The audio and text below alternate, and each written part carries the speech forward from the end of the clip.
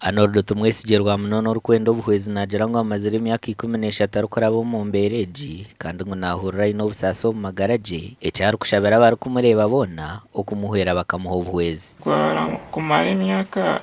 13 kisana hati embereji mbwino kumukundeba nyetago obuhwezi bwanyu nisaba ngo mumpwe mbase kuruga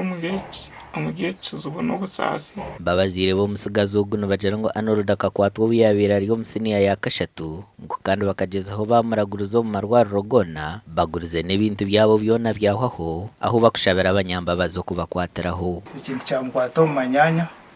kyeze kumukwata omu manyanya atandika nkora okucyokomba nitwe nk'abazire twagezeho twamuraguriza nkwatanise n'omukazi wanje ogu arendwa munono twagumizamu abashaho kutwagira omu marwariro agarukungiri nkanya kibare basharamu batohereza mbara refaro tushaba obuyamba abakutureba n'abakumureba omu busasi tubashaba ngo mutukwatireho akuba tugurize twahika akwayo babashomireho na Arnold bagerizeho birukanjirira omusigazi ogu kandi nabo bashaba abanyambabazi bona okurugayo bakarwana ahamagara ga Arnold ashasire munonga konko mukwija twantutekateka ngo n'ebirungi ntumurebaho kusha mbwene twashanga bitabonire mbwene hondi kuterera omaranga kugira ngo omuntu wena wakubasa kuba aine kacheringa kahango abase kwija tukwatireho Arnold turengo yabasa kutambura mbwene twantushaba abari okwa heru abo kuba mwine obuyambi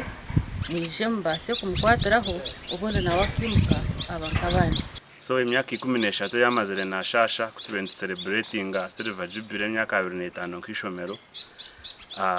twamanyizibwa ngo na shasha